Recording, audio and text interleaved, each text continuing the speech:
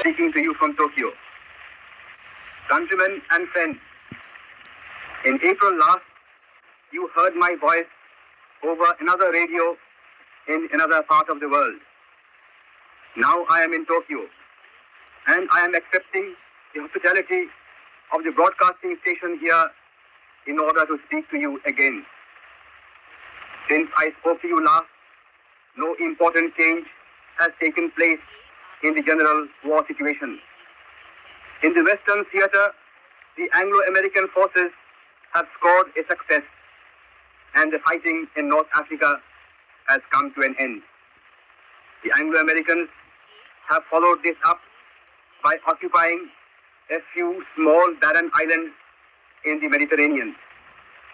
As is customary with Anglo-American propagandists, they have been rending the skies with their boasting and bragging subsequent to the small military success which they achieved. Prior to this, they had been feeling so down and out that they had badly needed some occasion for bolstering up the sinking morale of their people. If one were to listen to the broadcast from England,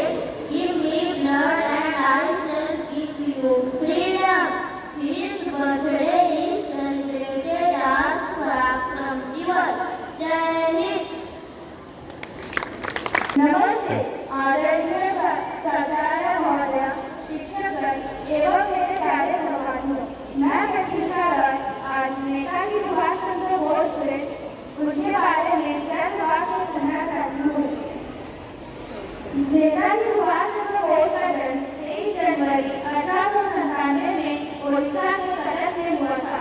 उनके पिताजी का नाम जानकीनाथ बोस एवं उनकी माता का नाम भगवती देवी था। वह बचपन से ही पढ़ाई में काफी तेज थे। स्कूल के दिनों से ही उनका राष्ट्रवादी स्वभाव सबको नजर आता था। नेताजी सुभाष चंद्र बोस ने अपनी शुरुआती पढ़ाई कटक के रेशो कॉलेज स्कूल से की थी। उन्होंने साल 1915 में कलकत्ता के प्रेसिडेंसी कॉलेज में इंटरमीडिएट की परीक्षा भी पास, लेकिन उग्र राष्ट्रवादी गतिविधियों के कारण उन्हें निकाल दिया गया। उन्होंने सिविल सेवा की परीक्षा भी पास, लेकिन 1921 में अवान्य राष्ट्रवादी आंदोलन के बारे में जानने के बाद उन्होंने अपनी उम्मीदवारी छोड़ी और आंदोलन में शामिल हो गए। उन्होंने ब्रिटिश दलों का नारा दिया। उन्होंने आजादी फौज की स्थापना भी की। नेताजी सुभाष चंद्र बोस की जयंती को पराक्रम दिवस के रूप में मनाया जाता है। भारत सेवा आंदोलन में भी उन्होंने अहम भूमिका निभाई। कहा जाता है कि 15 अगस्त 1947 में के विमान दुर्घटना में उनकी मौत हुई थी, लेकिन इसे लेकर काफी विवाद रहा। हम ऐसे राष्ट्रवादी को धर्म मानने चाहिए। धन्यवाद। मैं हजरत कुमारी आज कविता पूरी हताशा की कुछ पंक्तियां आप सभी के सामने प्रस्तुत करने जा रही हूँ। वह खून खाओगे मतलब का जिसके भगवान का नाम है। वह खून खाओगे मतलब का आखिरी इसकी काम नहीं। वह खून खाओगे मतलब का तुमका बस होता रहता है। वह खून नहीं पानी है। वह खून नहीं पानी है। उनके लोगों ने सही हुई खून की कीमत बताई थी। जिस शुरुआत में बर्मा में आकर बाकी उनकी कुर्बानी की। कहा शुरुआत से स्वतंत्रता के खातिर बलिदान तुम्हें करना होगा। तुम बहुत चीज में में आगे चलकर तुम्हें करना होगा। आजादी के चरणों में जो जयमाल कराई जाए, आजादी के चरणों में जो जयमाल कराई जाएगी, वह सुनो तुम्हारे शीशों के फूलों से पूछी जाएगी। यूं कहते कहते वक्ता की आंखों से खून निकल आया। यूं कहते कहते वक्ता की आंखों से खून निकल आया। वे बोले तुम रक्त मुझे लेना बदले में भारत की आजादी को मुझसे लेना। हो गई सभा में उधर उधर इस्लाम के नारों के हम देंगे देंगे खून शब्द बसे ही सुनाई देते थे। काजूआन ने इस तरह नहीं बातों से मतलब करता है। यह कागज है, इस पर कौन हस्ताक्षर करता है? इस पर हस्ताक्षर करने वाले को अपना सर्वस्व अर्पण करना होगा। अपना तन धन जीवन मरकर को अर्पण करना होगा। यह साधारण मत नहीं। आजादी का पहरावा है। वो आगे आए जिसके रक्त में खून खाके बैठा हो। वो आगे आए जो अपने आप को हिंदुस्तानी कहता हो। मैं कमल उड़ाता हुआ है जो इसको हंसकर चलने वाला हो। सबने देखा साहस से बड़े युवक पुलिस पढ़ते ही आते थे। चाकू छुरी चला होती है अपना रक्त दिखाते थे। फिर उसी रक्त की स्याही में अपने कलम डुबाते थे और उसी रक्त की स्याही से वे परवाने पर हस्ताक्षर कर जाते थे। तारों ने देखा था उस दिन भारतीय अभिमान गया।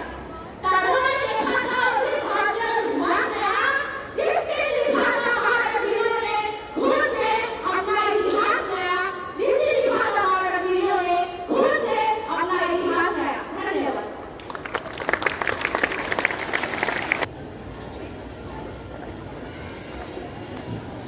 आदरणीय प्राचार्य महोदय, सभी शिक्षकगण और सभी सहायक कर्मियों और मेरे प्यारे बच्चों, आप सभी को पता है कि अभी इस मंच पर हम सब सुभाष चंद्र बोस जी की 128वीं जयंती मनाने के लिए एकत्रित हुए हैं।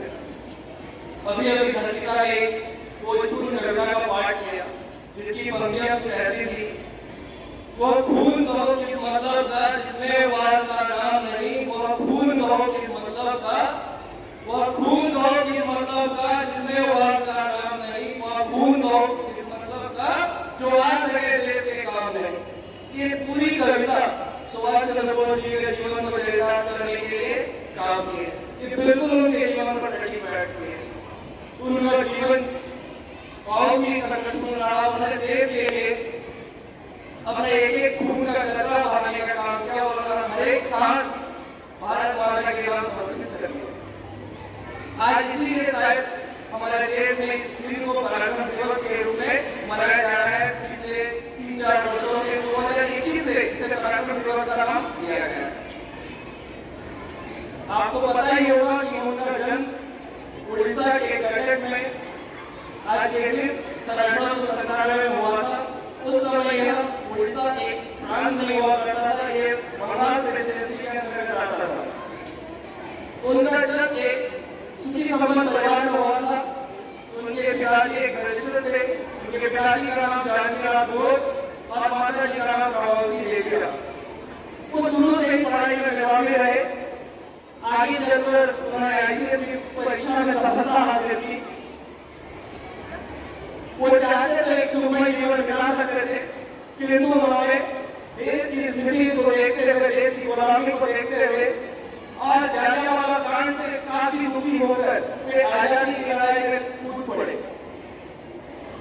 उन्होंने अंग्रेजों के हाथ में दम कर रखा।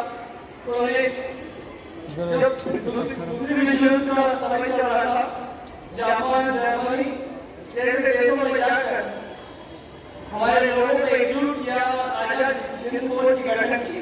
शिवराज बिहारी बोस के नेतृत्व में उन्होंने इस फौज की गठन की और उन्होंने वहीं से एक आजाद हिंद सरकार का ऐलान कर दिया। देश 1945 में आजाद होकर 1944-45 के दौरान ही उन्होंने हमारे देश को आजाद घोषित कर दिया।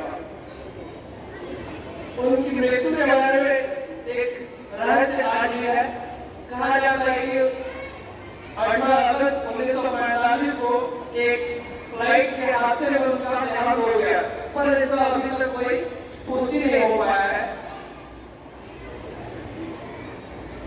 अंत में मैं इतना ही कहकर अपनी वाणी को विराम देना चाहूंगा।